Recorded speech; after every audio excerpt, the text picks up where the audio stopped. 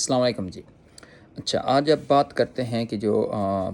مکہ packet ہے اس کے اندر جو باقی کنٹریز ہیں ان کی شمولیت کے اوپر۔ تو ابھی جو زیادہ تر خبر آئی تھی کہ بنگلہ دیش کے جو فارن منسٹر ہیں انہوں نے کمنٹ کیا تھا کہ وہ اس مکہ پیکٹ کے اندر شامل ہونے کے لیے ایک مثبت سوچ رکھتے ہیں۔ تو یہ ایک بہت بڑا ایک بریک تھرو تھا اس مکہ پیکٹ کے لیے کہ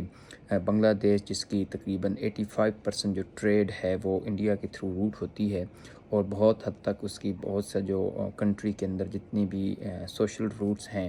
وہ ساری انڈیا کے ساتھ بلانگ کرتی ہیں۔ اور ابھی جو کرنٹ اس کے اندر ریولوشن آئی ہے جن زی کے تھرو، اور اس کی وجہ سے بھی کنفلکٹ ہے کیونکہ جو ایکس پرائم منسٹر تھیں بنگلہ دیش کی حسینہ واجد، وہ اس وقت انڈیا کے اندر ہیں اور انڈیا نے ان کو آفیشیلی اسائلم بھی نہیں دیا، اور ابھی انہوں نے اناؤنس بھی کیا ہے کہ وہ دسمبر میں شاید واپس آ رہی ہیں۔ اور کل ہی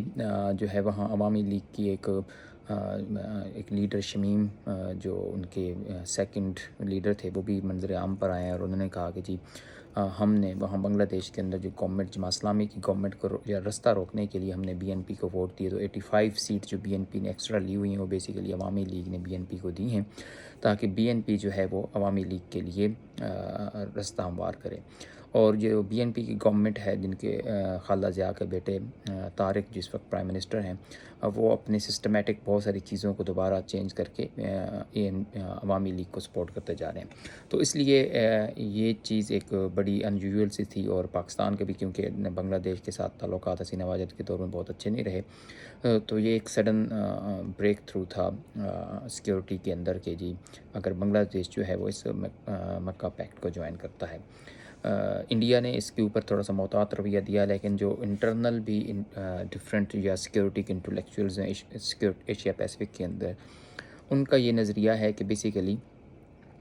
بنگلہ دیش جو ہے اس کو اس پیکٹ کے اندر کوئی شامل ہونے کا کوئی ایز سچ فائدہ نہیں ہوگا،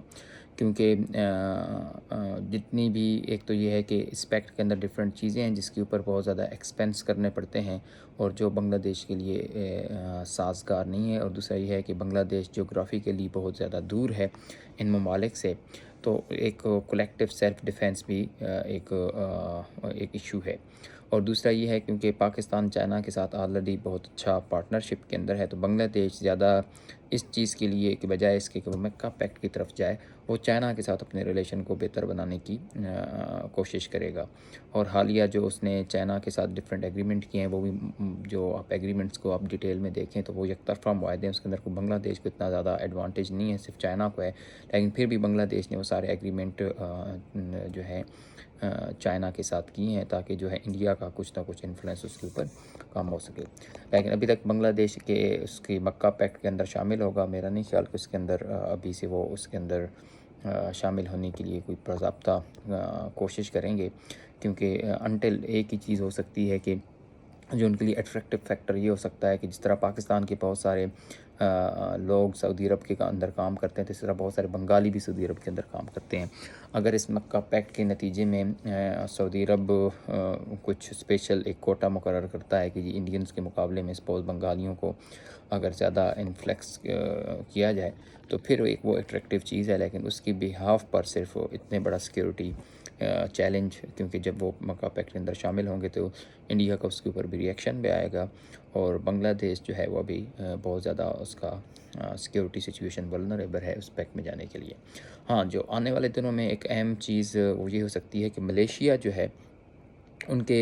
جو انٹیریئر منسٹر تھے وہ یہاں آئے ہوئے ہیں، اور وہاں جو گورنمنٹ بھی ہے وہ انور ابراہیم کی پرو اسلامک ہے، بلکہ فلسطین کاز کے اوپر جو اسموتھ فلوٹولا وغیرہ تھا اس کو بھی ملیشیا اسپانسر کرتا رہا ہے، اور انور ابراہیم کے اسلامک آرگنائزیشن کے ساتھ تعلقات بھی اچھے ہیں۔ اور اس سے پہلے بھی جب عمران خان کی گورنمنٹ کی تو ملیشیا کی ہی کوشش کی تھی کہ پاکستان، ٹرکی اور ملیشیا مل کر کوئی آپس میں ایک ایگریمنٹ کریں، اور اس کے لیے انہوں نے سپٹ کال کی تھی، جس میں بعد میں اینڈ ٹائم پر سعودی عرب کے پریشر پر اس وقت پاکستان کے پرائم منسٹر نے عمران خان نے اپنا دورہ ملتوی کر دیا تھا ملیشیا کا، اور جس کی وجہ سے تھوڑی سی ناراضگی بھی ہوئی تھی، لیکن اب کیونکہ سعودی اور ٹرکی کے ریلیشن بھی بحال ہو چکے ہیں اور آلریڈی یہ ایک پیکٹ ہو چکا ہے، تو ملیشیا جو ہے وہ نیکسٹ موسٹ ولنگ کینڈیڈیٹ ہے اس پیکٹ کے اندر شامل ہونے کا۔ اب آتے ہیں کہ اس پیکٹ کے ساتھ ساتھ ہمارے جو فیلڈ مارشل صاحب ہیں وہ کل دوبارہ ایران کی وزٹ پر گئے ہوئے تھے، تو اس کے کیا محرکات ہیں؟ بیسیکلی ہو یہ رہا ہے کہ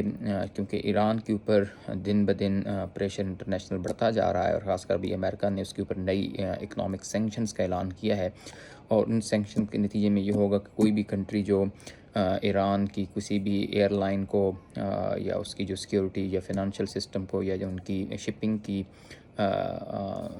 کمپنیز ہیں ان کے ساتھ کوئی بھی ٹریڈ یا کوئی بھی اکنامک ایکٹیویٹی کرے گا تو اس کے اوپر سینکشن لگیں گی. تو یہ ایک بہت خطرناک چیز ہوگی. جس طرح ابھی نارتھ کوریا آئسولیٹڈ، لیکن کیونکہ نارتھ کوریا فلی ڈیپینڈنٹ کر رہا ہوتا ہے چائنا کے اوپر، تو اس کو، اور پھر رشیا کے ساتھ بھی اس کا بارڈر لگتا ہے، تو اس طرح جو نارتھ کوریا اس کو اتنا امپیکٹ نہیں ہوتا ان چیزوں سے. لیکن جو ایران جس ریجن کے اندر ہے تو اس کی جو ٹوٹلی ڈپینڈنس ہوتی ہے یا تو وہ یو ای کے اوپر ہوتی ہے یا پھر پاکستان کے اوپر یا پھر افغانستان کے اوپر. تو یو ای کے ساتھ اس کی آلریڈی ریلیشن شپ اچھے نہیں ہیں، بلکہ جو تھوڑی سی ٹریڈ دوبارہ اوپن ہوئی تھی وہ بند ہو گئی ہے. حالانکہ اراؤنڈ $24 بلین کا ٹریڈ ہوتا ہے یو ای ایران کے بیچ میں. اور اسی طرح پاکستان کے ساتھ ان کا ٹریڈ ہو سکتا ہے، لیکن پاکستان کیونکہ خود ٹرائی کر رہا ہے اپنے آپ کو اپنی اکنامک رینکنگ کو بہتر بنانے کے لیے اور امریکہ کے ساتھ تعلقات بہتر کرنے کے لیے، بلکہ آج ہی ہماری صبح جو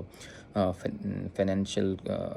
رینکنگ کی کمپنی ہے مودی، اس نے پاکستان کو B+ کی کیٹیگری میں رینک کر دیا ہے. تو پاکستان خود اسٹرگل کر رہا ہے کہ اس کی جو اکنامک پوزیشن ہے انٹرنیشنلی وہ بہتر ہو، تاکہ اس کو فیوچر میں جو انٹرنیشنل لون لینے ہوتے ہیں، بجائے اس کے کہ وہ کنٹری سے لون لے، وہ انٹرنیشنل آرگنائزیشن سے لون کی طرف جائے، کیونکہ ان کے اوپر انٹرسٹ ریٹ کم ہوتا ہے. تو پاکستان بھی اس لیے ایک تو ہمارے آرمی چیف کی وزٹ کا یہ مقصد تھا کہ وہ جا کر ایران کی اسٹیبلشمنٹ کو بتائے کہ آپ ابھی مذاکرات کی طرف آئیں اور یہ اکنامک سینکشن سے بچنے کے لیے اس طرف آئیں. لیکن دوسرا جو سب سے اہم پوائنٹ وہ یہ تھا کہ جو حوثی ہیں یمن کے اندر، جو ایران کی پراکسیز کنسیڈر ہوتے ہیں، انہوں نے اپنے حملے سعودی عرب کی تنصیبات پر تیز کی ہوئی ہیں. آج صبح بھی انہوں نے دوبارہ ایک سعودی عرب کی شپ کو ہٹ کیا ہے. پھر اس کے علاوہ انہوں نے پچھلے دنوں میں جازان کے اندر سعودی عرب کی آئل ریفائنری کے اوپر اٹیک کیا تھا، تو جس کی وجہ سے سعودی عرب کی، کیونکہ پہلے آلریڈی اسٹریٹ آف ہرموز کی وجہ سے آئل کی جو ایکسپورٹ ہے وہ متاثر ہے، پھر جو بحر روم کے تھرو ہو رہی تھی وہ اب کیونکہ یمن کی حوثیوں کی وجہ سے اس میں کنسٹرین آ رہی ہیں، تو سعودی عرب کو اس وجہ سے مشکلات ہیں. اور سعودی عرب نے ابھی تک جو ہے اپنے آپ کو تھوڑا سا ریٹین کیا ہوا ہے یا بچا کر رکھا ہوا ہے اسرائیل اور ایران کی اور امریکہ کی جنگ سے، کہ وہ کسی طرح انوالو نہ ہو. لیکن ایران کے جو پراکسیز ہیں حوثی، انہوں نے بار بار سعودی عرب کے اوپر اٹیک کر کے وہ سعودی عرب کو تھوڑا سا پل کر رہے ہیں کہ وہ اس جنگ کے اندر شامل ہو جائے، اور ابھی سچویشن بہت کریٹیکل ہوتی جا رہی ہے. تو جو ہمارے آرمی چیف کا کل کا جو وزٹ تھا بیسیکلی اس کنٹیکس کے اندر تھا کہ وہ جا کر ایران کے اسٹیبلشمنٹ کے ساتھ ملے کہ آپ جو ہیں اپنے حوثیوں کو کنٹرول کریں، نہیں تو کیونکہ اب مکہ پیکٹ کے تحت کیونکہ پاکستان اس کے اندر انوالو ہوتا ہے تو پھر یہ ایک بڑی ریجنل کنفلکٹ ہو جائے گا. اور تیسری طرف وہ ٹرکی اور اسرائیل کا بھی ایشو چل رہا ہے، تو وہاں بھی امریکہ کی میڈیٹیشن جاری ہے کہ کسی طرح سیریا، ٹرکی اور ایران کا جو ہے آپس میں ایگریمنٹ ہو جائے، تاکہ جو سچویشن ہے وہ بہت زیادہ وولٹائل نہ ہو جائے. اس لیے آج صبح چائنا کے پریزیڈنٹ نے بھی بیان دیا ہے کہ مشرق وسطیٰ کا مسئلہ جب سے بڑا ہے وہ فلسطین ہے، اس کو کاز کیا جائے، ورنہ جو ہے وہاں سچویشن خراب ہو جائے گی اور ڈائلاگ کی طرف جانا چاہیے. تو یہ ہے ابھی ہماری ریجنل صورتحال. تو دیکھتے ہیں کہ اس کے اندر پاکستان اور یہ پھر مکہ ایکٹ اور جتنا بھی ریجنل سیکیورٹی بلاک بن رہا ہے وہ کس طرح سروائیو کرتا ہے.